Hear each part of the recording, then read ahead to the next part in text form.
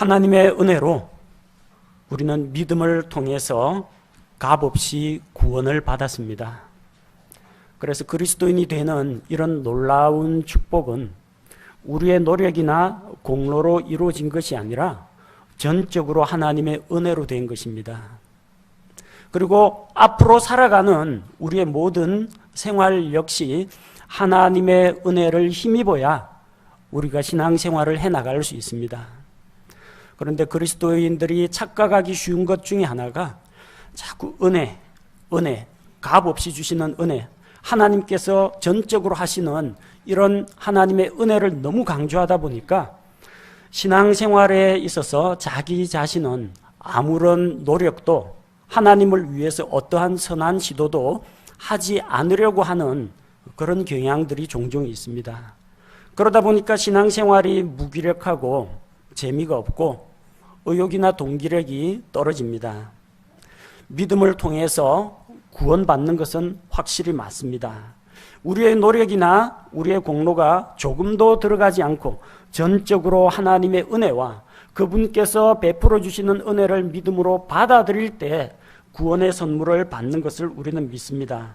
그러나 하나님 앞에 가서 우리가 칭찬과 상급을 받는 것은 우리가 몸을 입고 사는 동안에 살았던 우리 삶의 열매를 통해서 받습니다. 물론 그 열매도 하나님의 도우시는 은혜를 힘입어야 하는 것은 사실입니다. 그러나 전적으로 하나님께 모든 것을 내어맡기고 자신은 아무것도 하지 않으면 아무런 열매를 거둘 수가 없다는 것입니다. 도우시는 하나님을 힘입어야 합니다. 우리 안에서 역사하시는 하나님, 그분께서 주시는 동기력과 그분께서 우리 안에서 일하실 때 우리가 믿음으로 순종하고 말씀에 순종하고 성령님께 자기 자신을 내어드림으로 말미암아 우리는 밖에서 일해야 합니다. 안에서 일하시는 하나님, 밖에서 일하는 우리가 합쳐져서 아름다운 협연을 이룰 때에 열매 맺는 삶을 살 수가 있고 또한 그 삶의 열매를 하나님께 드리며 하나님께 영광 돌릴 수가 있습니다. 또한 하나님께서 우리가 행한 바 그 수고한 것에 따라서 상급을 주실 줄로 믿습니다. 단순히 예수 그리스도를 믿고 지옥 형벌을 면하고 구원받는 것으로 우리 신앙생활이 끝나지 않습니다. 영적으로 성장해야 되고 또한 하나님께서 기대하시는 열매를 맺는 것이 그리스도인의 삶입니다. 성경은 장차 우리 그리스도인들이 그리스도의 심판석 앞에서 보상으로 상급을 받게 된다는 것을 알려주고 있습니다. 이미 지난 1월 달에 그리스도의 심판석에 대해서 소개하면서 여기에 대해서 언급한 바가 있습니다. 성경은 5가지 상급, 5가지 관에 대해서 이야기하고 있습니다. 첫 번째로 썩지 아니할 관, 그리고 기쁨의 관, 의의 관, 생명의 관, 영광의 관, 이렇게 5가지 관에 대해서 소개하고 있습니다. 관이라는 건 머리에 쓰는 왕관을 이야기합니다. 앞으로 기회가 되는 대로 이들 5가지 상급에 대해서 말씀을 전하고자 합니다. 오늘은 그 첫 번째로 썩지 아니할 관에 대한 이야기입니다. 우리가 받게 될 썩지 아니할 관이 무엇인가? 누가 이 관을 받을 수가 있는가? 그래서 이 말씀을 함께 나누고자 합니다. 먼저 본문 전체를 살펴보기 전에 고린도전서 9장 말씀은 많은 경우에 행위 구원을 주장하는 사람들, 하나님의 은혜로 믿음을 통해 값없이 구원받는 것이 아니라 열심히 노력하고 수고해서 구원을 이루어 가야 한다, 구원에 이르도록 노력을 해야 한다, 그렇게 잘못된 교리를 가르치는 사람들에 의해서 왜곡되게 해석되는 경우가 상당히 많은 구절입니다. 왜 그러냐면 고린도전서 9장 27절 말씀 때문입니다. 오직 내가 내 몸을 억제하여 복종시킴은 내가 다른 사람들에게 복음을 선포한 뒤에 어떤 방법으로든 내 자신이 버림받은 자가 되지 않게 하려 함이라. 이 버림받은 자라는 이 말에 꽂혀가지고 사도 바울은 버림받은 자가 되지 않으려고 노력을 했다. 하나님의 사도인 그가 버림받을까 염려했다면 이미 구원을 얻은 우리도 구원을 잃어버릴 가능성이 있기 때문에 구원을 잃어버리지 않도록 조심하고 두렵고 떨림으로 구원을 이루어 가야 하고, 그래서 구원을 굳게 붙잡아야 한다, 이런 해석을 하는 사람들이 종종 있습니다.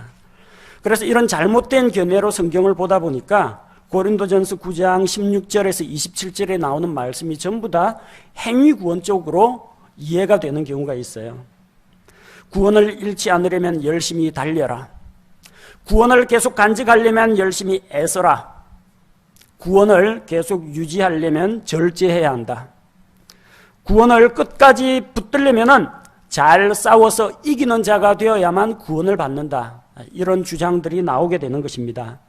그러나 지금 성경 말씀은 구원의 문제를 이야기하는 것이 아니라 보상의 문제를 다루고 있습니다. 우리가 읽은 17절 말씀에 내가 자원하여 이 일을 하면 보상을 얻으려니와, 내가 자원해서 이 일을 행하면 구원받는다고 했습니까? 성경은 보상을 얻는다고 했습니다. 그가 복음을 선포하는 이유가 무엇입니까? 이미 구원받았습니다, 사도 바울은. 근데 왜 복음을 선포합니까? 구원받기 위해서 이 사역을 하는 것이 아니라 하나님 앞에서 보상을 받기 위해서 한다는 것입니다. 이어지는 18절 마찬가지입니다. 그런즉 나의 보상이 무엇이냐? 나의 구원이 무엇이냐가 아닙니다. 나의 보상이 무엇이냐는 겁니다. 무엇이 나에게 보상이냐? 보상의 문맥에서 이야기하고 있습니다. 24절에서 무엇을 이야기하고 있습니까? 경주할 때 달리는 자들이 왜 달립니까? 열심히 잘 달리면 구원을 줍니까? 아닙니다. 너희도 상을 받도록 이같이 달리라고 했습니다. 구원을 받도록 달리라가 아니고 상을 받도록 달리라는 이야기입니다. 25절에 왜 이기려고 애를 씁니까? 구원받기 위해서 이기는 자가 구원을 받는다, 애쓰는 자가 구원을 받는다, 그런 이야기가 아니고 우리는 썩지 아니할 관을 보상으로 얻기 위해서 힘쓰고 애쓰는 것입니다. 27절 말씀에서 버림받는다는 것은 구원이 취소되어 가지고 구원받은 사람이 구원을 잃어버린다는 이야기가 아닙니다. 자기가 만약 이러한 삶을 살지 못하면 하나님께서 더 이상 그를 사도로 복음 전도자로 쓸 수가 없기 때문에 하나님의 사역으로부터 배제된다는 이야기입니다. 하나님의 사역에서 배제당하거나 혹은 하나님께서 상급을 주시기로 했는데 그 상급을 잃어버리지 않도록 상 받기 위해서 달려간다는 이야기입니다. 그래서 오늘 본문의 말씀을 생각할 때는 구원을 받기 위해서 이렇게 노력하는 것이 아니라 이미 구원을 받은 성도들이 상급을 얻기 위해서 앞으로 나아가고 노력을 해야 한다, 그런 문맥에서 읽으시면 되겠습니다. 자, 바울의 사역이 무엇이었고 그 사역의 결과 주어지는 보상이 무엇이었습니까?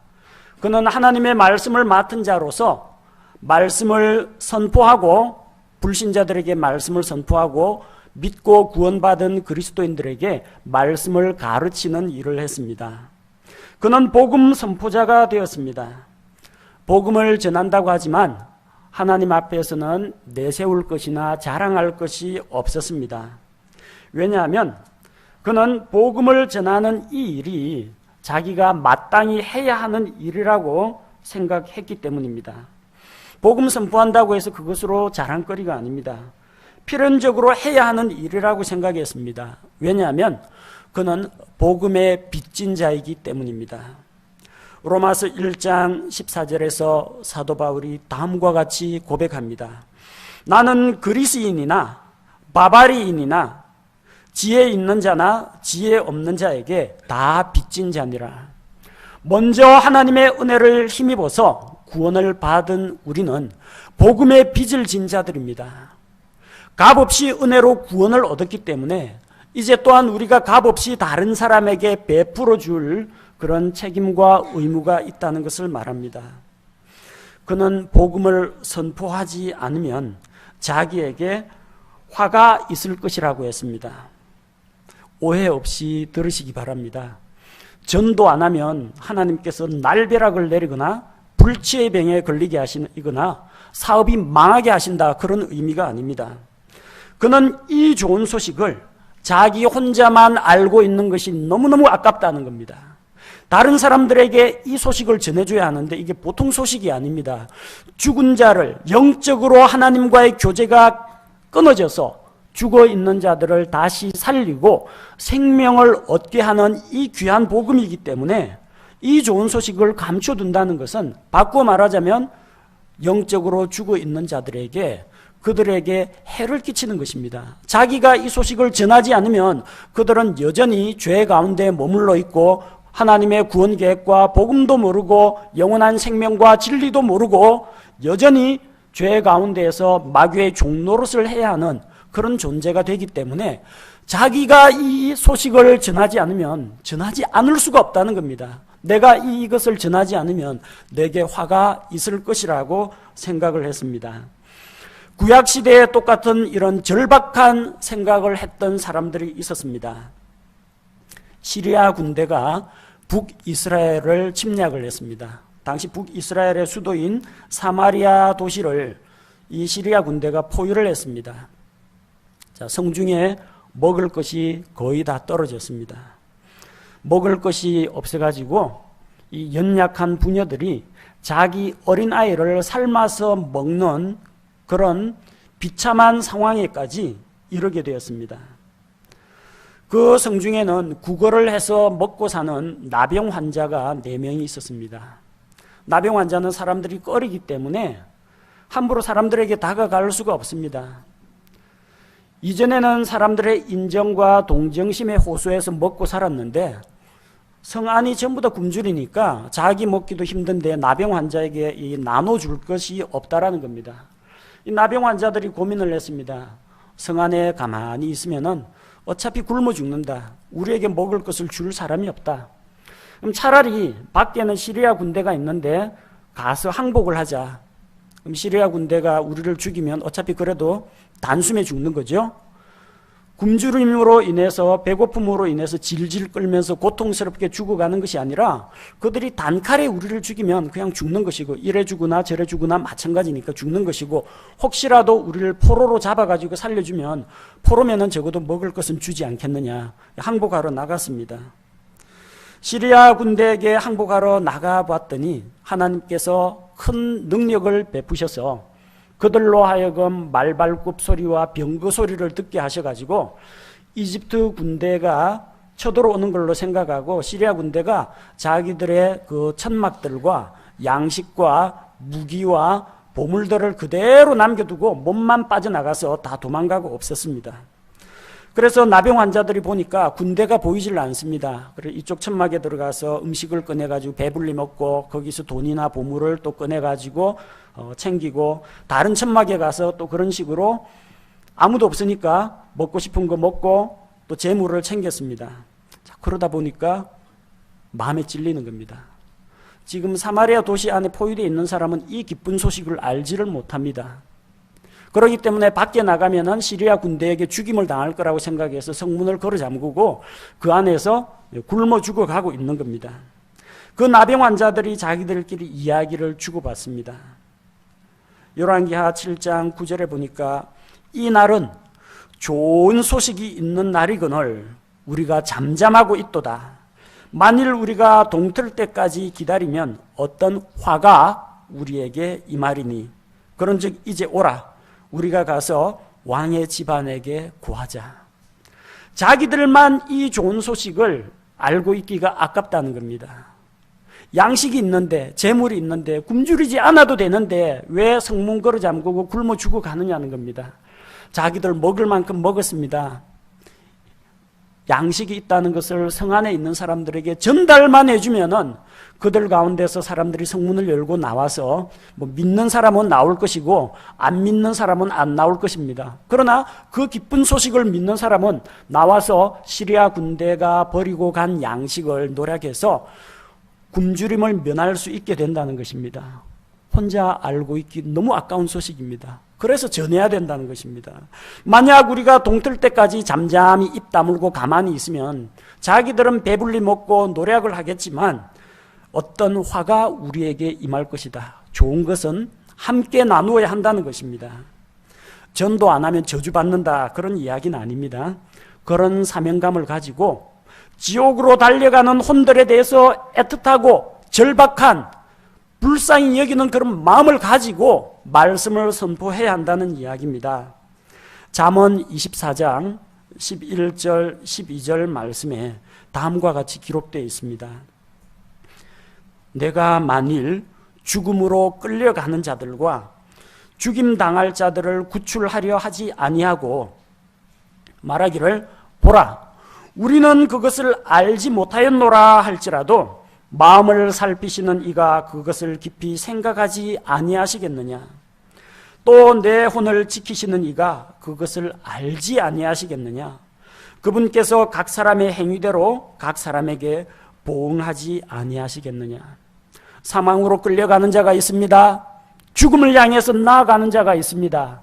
하나님의 무서운 심판과 지옥 형벌을 향해서 나아가는 자가 있습니다. 전 몰랐습니다. 그런 변명이 통하지 않습니다. 그들의 부르짖는 소리에 귀를 기울여야 합니다. 복음을 선포해야 됩니다. 사망으로 끌려가는 자를 건져줘야 합니다. 그것이 먼저 믿은 우리 그리스도인들이 지고 있는 복음의 빚이라는 겁니다. 사도 바울은 바로 자기가 이렇게 빚진 자라는 것을 생각했기 때문에 당연히 복음 선포하는 이 일을 하고자 했습니다. 그는 자원해서 주님의 복음을 전하는 자가 되었습니다. 누가 사도가 되라, 너는 복음 선포자가 되라 시킨 것이 아닙니다. 그는 하나님 앞에서 이 일을 결정했습니다. 그가 회심한 이후에 예루살렘으로 가서 자기들보다 먼저 사도가 된 자들을 만나러 가지 않았습니다. 그는 아라비아 광야로 가서 주님과 교제하는 가운데에서 이전에 자기가 믿고 의지하던 것들 다 내려놓고 하나님 앞에서 새로운 출발을 했습니다. 하나님과 자기 사이에 약속이고 하나님의 부르심에 대한 자기의 응답으로서 이 사역을 감당한 것입니다. 그렇게 자원하여 주님의 사역을 맡은 자는 보상이 있습니다. 혹시 또 자기 의지가 아니라 타의에 의해서 마지못해서 한다고 할지라도 어쨌든 그는 복음 분배 사역을 맡았습니다. 그에게는 보상이 있습니다. 17절 말씀과 같이 내가 자원하여 이 복음 선포하는 일을 하면은 보상을 얻는다고 했습니다. 여러분, 강제로 시켜서 부담감으로 의무감으로 일하지 마시고 자원하는 마음으로 하나님께 자신을 드리고 다른 사람의 구원 문제에 관심을 가지시기 바랍니다. 그의 보상이 무엇입니까? 왜 보상을 받습니까? 그는 복음을 선포할 때 그리스도의 복음을 값없이 선포했습니다. 18절 말씀에서 그는 어떠한 사례도 받지 않고 복음을 값없이 선포하고 복음 안에 있는 자기 권리를 전혀 남용하지 않았습니다. 자비량 사역자라고 합니다. 자기가 비용을 대가지고 자기가 비용을 대가지고 복음 전도하는 자들, 자비량 사역자입니다. 그는 천막 만드는 일을 했습니다. 자기가 열심히 일하고 수고해서 돈을 벌어서 선교 여행 경비를 조달했습니다. 복음을 전했다고 해서 그 사람이 구원받고 또 이런 지역교회가 형성되었다고 해서 그들에게 손을 내밀지 않았습니다. 물론 말씀 사역자가 복음을 받아들인 그 교회들에게, 성도들에게 도움을 받는 것은 부끄러운 일이 아닙니다. 하나님께서 제단을 섬기는 자는 제단에서 나는 것을 먹고 성전을 섬기는 자는 성전을 섬기는 그 일로 먹고 살도록 하셨습니다. 그래서 베드로와 같은 이런 사역자는 일을 하지 않아도 교회에서 뒷받침을 해주기 때문에, 뒷바라지를 해주기 때문에 그것에 의지해서 더 열심히 사역을 할 수가 있었습니다. 그는 사도였습니다. 말씀 사역자였습니다. 하지만 자기가 마땅히 누릴 수 있는 그런 특권을 포기했습니다. 그는 일하지 않아도 성도들로부터 생활비를 보조받을 수 있었습니다. 또한 베드로처럼 아내인 자매를 데리고 다닐 권리가 있었습니다. 하지만 그는 자기의 권리를 포기했습니다. 본문 6절에서 11절에 나오는 것처럼 일하지 않고 성도들로부터 부양을 받을 권리를 포기했습니다. 12절에서 14절에 나오는 복음 전도자는 복음으로 살 것이라고 했는데 그는 그 권리를 다 쓰지 않았습니다. 물론 다른 마케도니아에 있는 성도들이 기쁘게 사도 바울을 위해서 여러 차례 쓸 것을 공급했습니다. 또 그걸 또 매몰차게 뿌리치지도 않았습니다. 그 뿌리치고 나는 혼자 거룩하고 고고한 존재다, 그리고 독불장군 행세도 하지 않았습니다. 성도들의 사랑의 헌금에 대해서는 감사하는 마음으로 또 받아들일 줄도 아는 사람이었습니다. 그러나 그것을 자기의 마치 특권인 양 생각해가지고 성도들에게 생활비나 금품을 요구하지 않았다는 겁니다. 값없이, 자기가 은혜로 값없이 구원받았기 때문에 성도들에게 짐을 지우지 않기 위해서, 연약하고 어려운 자들에게 부담을 주지 않기 위해서 스스로 일을 해서 자기가 비용을 충당해서 복음을 전하는 그런 일을 했습니다. 자, 세상에서는 사람들로부터 인정받지 못하고 칭찬받지 못했습니다. 또한 자기가 마땅히 누려야 할 그런 혜택도 다 포기했습니다. 이런 사람들에게는 하나님께서 이 땅에서 받지 못한 그런 보상을 영원한 왕국에서 보상으로 주신다는 이야기입니다. 마태복음 6장에는 사람들로부터 칭찬과 영광을 취하는 자들에 대해서 경고하고 있습니다. 다른 사람을 구제하는데 사람들에게 광고를 하기 위해서 자기 옆에서 나팔을 불게 합니다. 그래서 사람들을 다 모은 다음에 그 자리에서 다른 사람을 도와주는 겁니다. 구제할 때 나팔을 부는 자들, 사람들에게 보이려고 큰 길에서 오래도록 기도하는 사람들, 그래서 마치 자기가 거룩한 사람인 양 내세우는 외식하는 위선자 바리새인들에 대한 경고입니다. 금식을 하면 혼자서 골방에 들어가서 조용히 하나님과 교제하면서 기도할 것이지, 금식한다는 표를 내기 위해서 얼굴을 흉악하게 하고 머리도 제대로 감지 않고 부수수한 얼굴로 자기를 이제 학대하는, 그러면서 사람들 앞에 나 금식함네 하고 자랑스럽게 여기는 이런 사람들, 그들은 사람들로부터 자기 상을 이미 받은 자입니다. 하늘에서는 상이 없습니다. 사람들로부터 칭찬과 영광을 다 받았다는 이야기입니다. 자원해서 일을 하고 값없이 대가를 바라지 않고 일을 하는 그런 자들에게 하나님께서 보상을 주신다고 했습니다. 바로 이 보상을 얻기 위해서 그는 복음에 참여하는 자가 되었습니다. 19절부터 23절에 복음에 참여하기 위한 사도 바울의 활동이 기록되어 있습니다. 사도 바울은 자유인입니다. 종이나 노예가 아닙니다. 로마 시민권을 가지고 있는 사람입니다. 하지만 자유인이지만 스스로의 의지로 다른 사람들의 종이 되었습니다. 다른 사람들을 섬기기 위해서 자기를 낮추고 종이 되었습니다. 그래서 자기 중심이 아니라 다른 사람에게 맞춰주었습니다. 유대인들을 만나면 자기는 유대인 행세를 했습니다.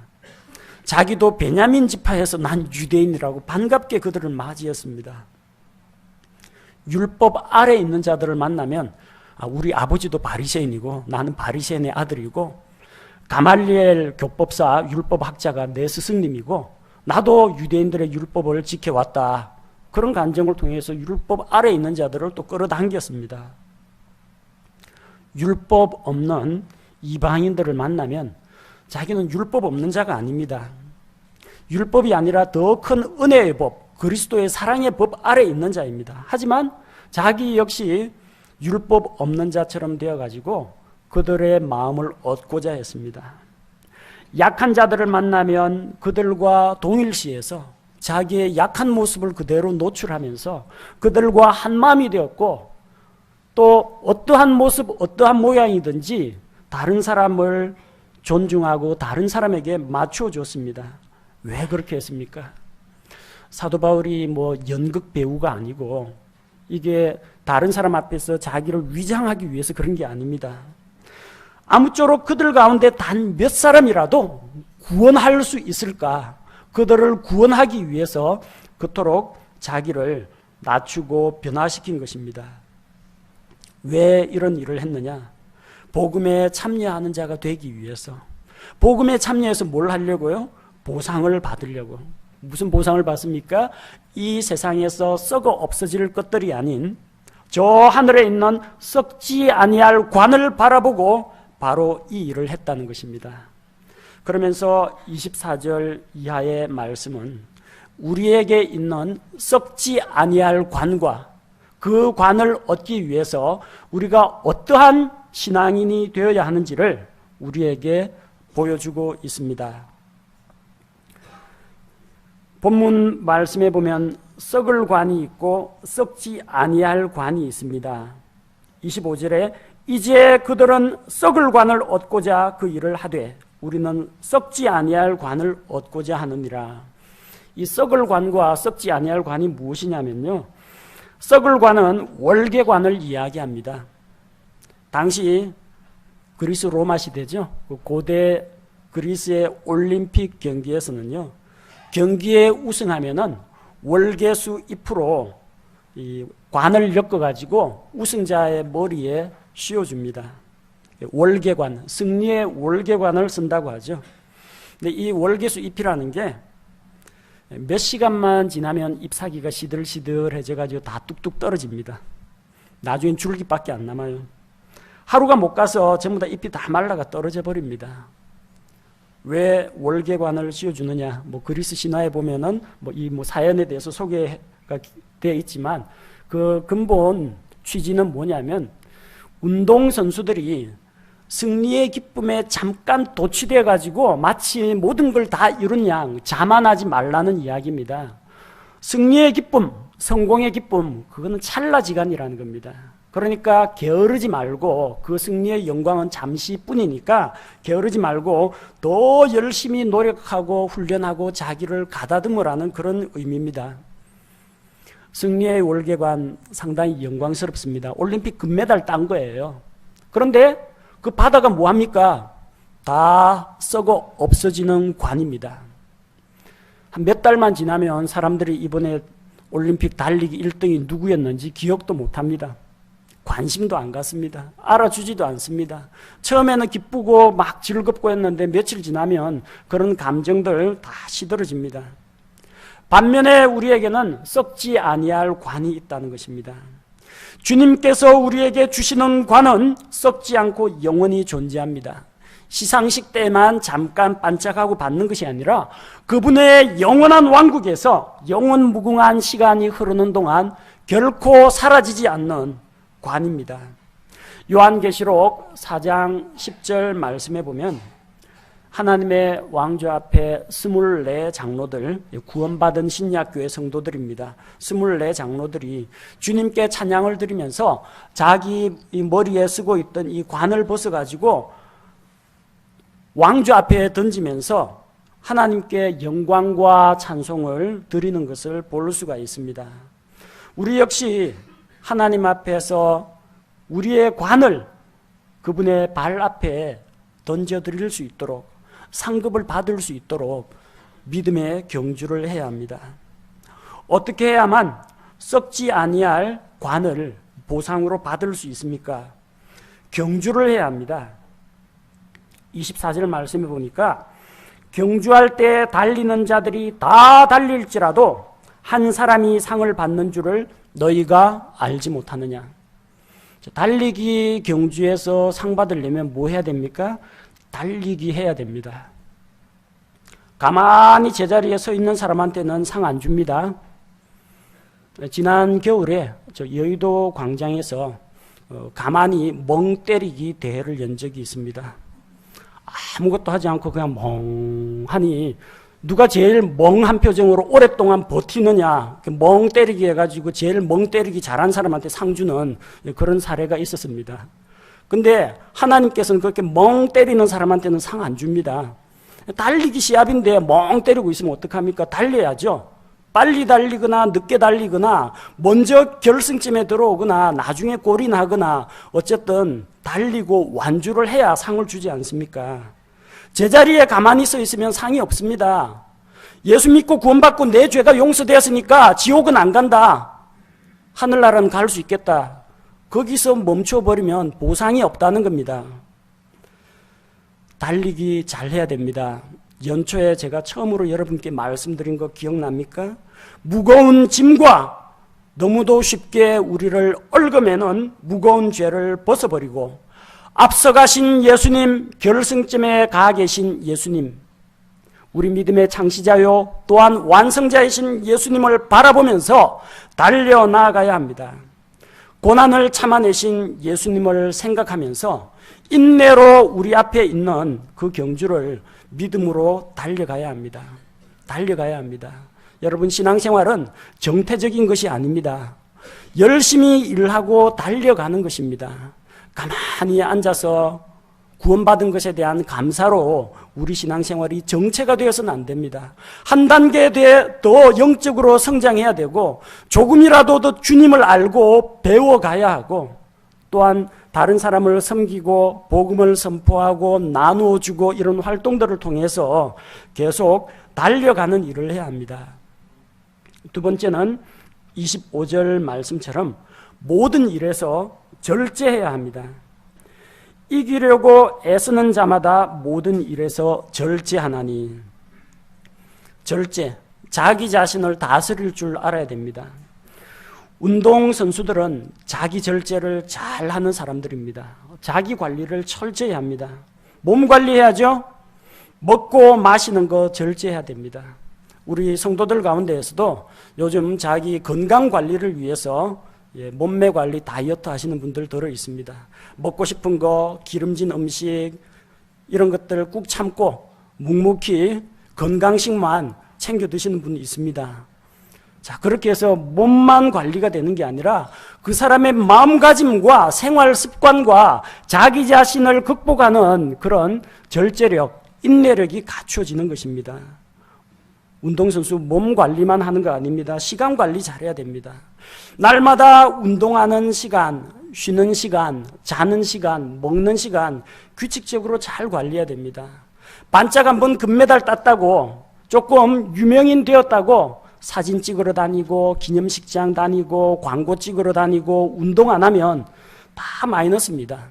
옛날 실력 안 나옵니다. 그 운동 시합에서 단 한순간에 보여주기 위해서 적어도 몇 년 동안 피나는 노력을 해야 되는 게 운동선수들입니다. 모든 일에서 절제를 해야 됩니다. 절제 못하면 어떻게 됩니까? 운동선수 수명은 끝납니다. 어떤 사람들은 시간과 돈과 명성을 갖게 되니까 마약에 손대고 여성 문제에 빠지고 이렇게 해가지고 사생활이 엉망진창이 되고 몸도 망가지고 정신도 피폐해지고 결국은 잠시 반짝하던 영광만 누리고 운동선수로서의 수명은 끝나버린 사람들이 많이 있습니다. 절제할 수 있어야 합니다. 절제하라는 건 여러분의 정신력을 말하는 것이 아닙니다. 갈라디아서 5장 23절에 절제는 성령님께서 우리 안에서 맺으시는 성령의 열매입니다. 주님과의 교제 가운데에서 주님의 영광을 보면서 그분과 교제하는 가운데에서 그분의 삶의 힘이, 그분의 생명력이 내 안에서 넘쳐날 때 열매는 노력의 산물이 아니라 생명 현상입니다. 물론 밭에서 농부들이 가지치기 하고 거름 주고 물 주고 밭 갈고 노력은 합니다만 열매가 맺히는 것은 그 나무에 있는 생명력에 의해서 자연히 열매가 돋아나는 겁니다. 잎사귀 나고 꽃이 피고 꽃이 진 다음에 수분이 되면은 열매가 맺히는 자연스러운 현상입니다. 다만 그런 것들을 잘 맺을 수 있도록 말씀 가운데 자신을 드리고 기도 가운데 자신을 드리고 말씀에 순종하는 삶을 살아가고 이런 것들이 필요하다는 겁니다. 우리 자신의 노력이 아니라 성령님을 의지하시기 바랍니다. 내 인내력이 어디까지인가 두고 보자 나의 인내력을 의지해가지고 절제하면 얼마 못 가서 망합니다. 하나님의 도우시는 힘을 의지해서 절제할 수 있어야 합니다. 다음으로 26절을 보니까 정해진 목표를 향해서 달려야 합니다. 26절에 보니까 그러므로 내가 이와 같이 달리되 정해진 것이 없는 것처럼 하지 아니하고, 정해진 목표가 있어야 됩니다. 목표가 없으면 아무것도 마칠 수가 없습니다. 달리기 선수는 결승점을 바라보고 달려야 합니다. 목표를 빗나가거나 코스를 이탈하면 실격 처리가 되어버립니다. 달려가는 속도가 중요하지 않습니다. 달려가는 방향이 중요합니다. 캄캄한 밤 배가 파손이 되어가지고 뗏목에 겨우 올라타서 이제 육지로 나아가고자 발버둥 치는 사람들이 있습니다. 그들에게 제일 필요한 것이 무엇이겠습니까? 한쪽에 지도하고 나침반을 주고 한쪽에 고성능 모터하고 노를 주면 여러분 뭘 택하시겠습니까? 우리에게는 이 뗏목을 빨리 달리게 하는 모터가 필요한 게 아닙니다. 뗏목을 열심히 잘 저을 수 있도록 하는 노가 필요한 게 아닙니다. 중요한 것은 지도하고 나침반이 있어야 됩니다. 어느 방향으로 가야 하는지 그것만 알면 손으로 저어서라도 갈 수 있습니다. 방향 감각 없이 모터 달고 한 바닷가로 뛰어나가면 아무 소용이 없는 것입니다. 내 신앙생활의 성장 속도는 왜 이래 더딜까? 걱정하지 마십시오. 방향만 맞으면 괜찮습니다. 맹목적으로 교회 나가 열심 떨고 부산 떨고 막 활동을 하는데 왜 그런 일을 하는지 동기력도 하나도 없고 그냥 종교적인 열심만 가지고 나아가는 사람은 얼마 못 가서 주저앉기 마련입니다. 달리는 속도가 중요한 게 아니라 달리는 방향이 중요합니다. 여러분이 목표가 되시는 예수 그리스도를 향해 나아가고 있는지, 내가 말씀을 따라 가고 있는지, 이 교회가 정말 진리의 말씀을 선포하고 있고 진리대로 가고 있는지 그걸 보시기 바랍니다. 성장 속도는 좀 느려도 괜찮습니다. 바르게 성장하는 것이 중요합니다. 우리는 목표이신 예수 그리스도를 바라보고 나아가는 존재입니다. 빌립보서 3장 14절 말씀과 같이 그리스도 예수님 안에서 하나님의 높은 부르심의 상을 받으려고 표대를 향해 밀고 나아가노라. 우리에게 보여주신 표대, 목표 지점을 잘 보고 달려야 한다는 것입니다. 다음으로 26절, 대적을 잘 알고 공격을 해야 합니다. 26절에 또 이와 같이 싸우되 허공을 치는 자같이 하지 아니하며, 앞쪽에 이야기한 것은 올림픽 경기 중에 마라톤 이야기입니다. 지금 두 번째 싸우는 이야기는 올림픽 경기 중에서 권투하고 레슬링 이야기입니다. 잘 보고 싸워야 됩니다. 상대방을 잘 보고 이거 쳐야지, 허공을 치면요 세게 칠수록 자기 몸이 중심을 잃고 기울어집니다. 그럼 드러난 빈틈으로 상대방의 공격이 들어오게 된다는 겁니다. 세게 치는 게 중요한 게 아닙니다.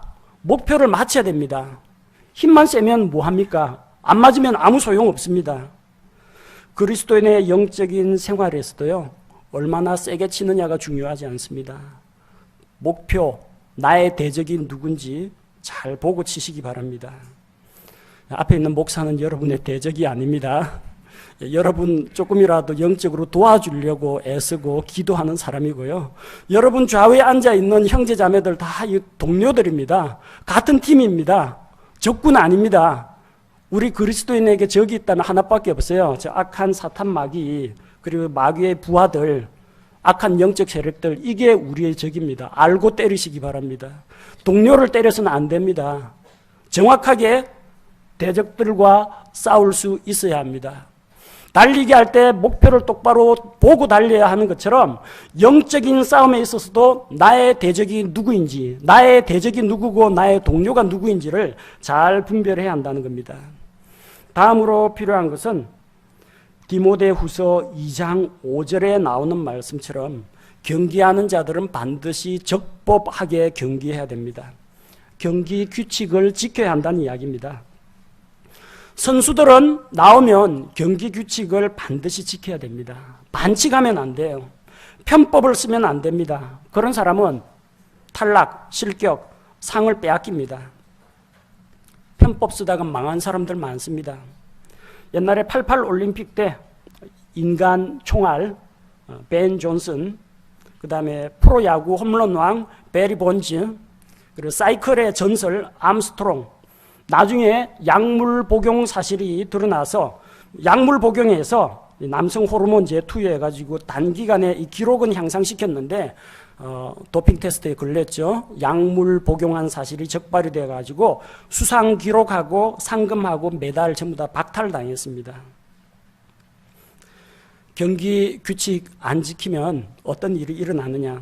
황당한 이야기이긴 합니다만 1904년 제3회 세인트루이스 올림픽 마라톤 경기에서 일어난 일입니다. 이때 1등으로 들어온 사람이 누구냐면 미국의 프레드 호프라는 사람입니다. 그래서 제일 먼저 결승점 통과해가지고 기자들하고 사진 찍고 있었는데 몇 시간 뒤에 메달 빼앗겼습니다. 마라톤 경기 중에 중간에 버스 타고 갔습니다. 버스 타고 간 사실이 적발돼가지고 금메달을 박탈당했습니다. 경기하는 자는 규칙대로 적법하게 경기를 해야지 반칙 쓰면 안 됩니다. 편법 쓰면 안 됩니다. 그리스도인의 신앙생활 가운데에서 자꾸 편법을 쓰는 사람들이 많습니다. 페어플레이 해야 됩니다. 요즘 보니까 뭐 성경 속독법 그런 거 나오더라고요. 성경 100독, 1000독도 할 수 있다고. 속독법 배워가지고 한 달에 성경 100번 읽으면 그거 뭐 합니까? 머리에 남습니까? 다 이해가 됩니까? 깨달은 것 중에 하나라도 붙잡고 실천한 거 있습니까? 아니, 눈으로 성경 읽었다. 그게 뭐 중요합니까? 내가 성경 100독 했다, 200독 했다. 사람들 앞에 자랑거리밖에 되지 않습니다. 하루에 한 장씩을 읽더라도 꾸준하게 하나님께서 주시는 말씀의 은혜와 성경에 기록된 그분의 영광을 바라보는 마음으로 꾸준히 읽어나가는 것이 중요하지. 속독법 배워가지고 성경 읽기 많이 하면 그 뭔 소용이 있습니까? 성경 교리를 무시하고 거짓 교리를 교회에다가 가지고 온다든지 세상 프로그램 도입해가지고 사람들 끌어모으는 거 그건 무슨 소용이 있습니까? 사람들 잘 안 오니까 천국, 지옥, 죄, 심판, 형벌 이런 거 이야기하지 말고 쇼, 오락 프로그램 하는 교회들 많습니다. 뭐 열린 예배한다고 앞에 나와가지고 설교 단상 다 치우고 그 앞에서 뛰놀고 불 켜놓고 사이키 조명 켜놓고 춤추고 댄스하는 그런 교회도 있습니다. 목사가 설교거리가 떨어졌는지 저기에다가 빔 프로젝트로 세상 영화, 뭐 애정 영화도 있고 뭐 어쩜 공포 영화도 있고 영화 한 편 보여주면서 오늘 영화에서 우리가 배울 수 있는 교훈은 해서 영화 설교, 드라마 설교하는 그런 교회도 있다고 합니다. 사람들이 이 딱딱한 본문 강의 설교보다 그거 재미있으니까 다 나온다는 겁니다. 그렇게 사람들 모아가지고 뭐 하게요? 무슨 소용이 있습니까? 그들에게 생명이 전달됩니까? 그들이 말씀을 통해서 변화됩니까? 사람에게 마음에 예수 그리스도가 없어서 그 마음이 공허하고 갈등이 생기고 상처를 받고 하는데 근본적인 복음은 전하지 않고 평안하다, 잘된다, 심리치료, 세상 심리학 프로그램 가지고 와가지고 심리치료 프로그램을 한다든지 교회 안에서 하나님께서 전혀 허락하신 일이 없는 무슨 사람들 쓰러뜨리고 무당 푸닥거리 같은 걸 한다든지 이런 거 하는 교회도 있습니다. 이거 전부 다 경기 규칙에 어긋나는 일입니다. 대형 교회가 시골까지, 시골뿐만 아니라 지방에 있는 소도시까지 버스 운행해가지고 다른 교회 교인들을 끌어다가 자기 예배당 채우는 교회도 있습니다. 아니, 믿지 않는 사람들에게 복음을 전해가지고 예배당을 채우든지 해야지 이미 다른 교회에서 잘 신앙생활을 하고 있는 사람들 끌어들여가지고 단골 뺏기 싸움도 아니고 이런 식으로 해서 재정 넉넉하겠다, 시설 잘 돼 있겠다, 냉난방 잘 되고 애기 잘 봐주고 간식 잘 나오고 이런 시설 가지고 다른 가난한 교회 성도들 빼앗아 와가지고 뭐 하겠습니까? 다 그거 불법 경기입니다. 그리스도인의 신앙생활은 적법하게 경기를 해야 됩니다. 하나님께서 심판하십니다. 페어플레이를 해야 됩니다. 이렇게 믿음으로 경주를 해야만 우리가 보상에서 제외되는 일이 없습니다. 만약에 우리가 절제하지 못한다면, 목표를 향해서 달리지 않는다면, 우리가 대상을 잘못 보고 허공을 친다면 어떻게 됩니까? 27절 말씀처럼 열심히 수고하지만 아무런 성과가 없습니다. 하나님 앞에서 상 받지 못합니다. 보상에서 제외됩니다. 그게 버림받는 겁니다. 이 하는 거 보니까 이대로 두면은 점점 문제만 일으킬 것 같다. 그러니까 너는 이 사역하지 마라. 차라리 하나님께서 사역에서 치워버릴 수도 있다는 겁니다. 그게 자기가 버림받은 자가 될까봐 염려하는 것입니다. 규칙대로 경기하고 목표를 따라서 인내하고 절제하면서 그렇게 믿음의 경주를 할 때 하나님께서 우리에게 보상을 주십니다. 우리 모든 성도들은 그리스도의 심판석에서 보상을 받게 되기를 바랍니다. 이 세상에서 썩을 것들이 아닌 영원히 존재하는 썩지 아니할 관을 받아야겠습니다. 인내하고 절제하며 목표를 바라보고 경주를 하는 자들에게 썩지 아니할 관을 주십니다. 말씀 사역자나 복음 전도자가 아니라도 괜찮습니다. 모든 그리스도인들이 다 받을 수 있는 상급이 썩지 아니할 관입니다. 이 상을 받기 위해서 우리 가만히 멍 때리지 마시고요. 신앙생활할 때 다 같이 인내하고 절제하고 목표를 향해서 열심히 달려가는 그런 성도들이 되도록 합시다. 제가 기도하겠습니다.